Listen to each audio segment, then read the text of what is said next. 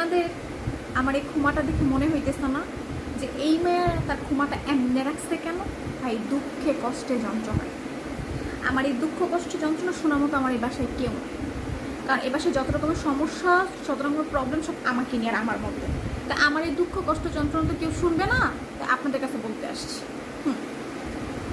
আমার এই ফোনটা ইউজ করে আমি যত রকমের কথা শুনছি, যত রকমের দোষ দিচ্ছে আমার এই বাসায় মানুষ আমাকে, চোরে ভাই চুরি করে এরকম ধরনের কথা শুনে না, আর এইরকম ধরনের দোষ চোখে দেওয়া হয় না। আমার এই বাসায় আমার জ্বর, ঠান্ডা, মাথা ব্যথা, পেট ব্যথা হওয়া থেকে শুরু করে ভাই এই বাসায় কোনো জিনিস হারানো পর্যন্ত সব দোষ আমারই, বেশি করে ফোন চালানো। হ্যাঁ, ও বাসায় কারেন্ট বিল বেশি আসে, সেটাও আমার জন্য।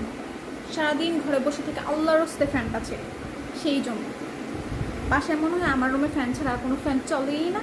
ও হ্যাঁ, আরেকটা কথা, বাসায় তরকারি নষ্ট হয় সেটাও আমার কারণ।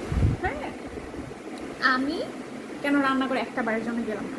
মানে আমি ছাড়া মনে হয় বাসায় আর কেউ নাই, আর কেউ রান্নাঘরে যেতে পারে না, শুধু আমার জন্য রান্নাঘরের দরজাটা খোলা।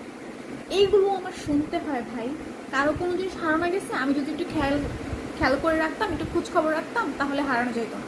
সারাদিন বসে ফোন চালাই কেন? সেই জন্য এইসব ধরনের কথা আমার শুনতে হয় ভাই।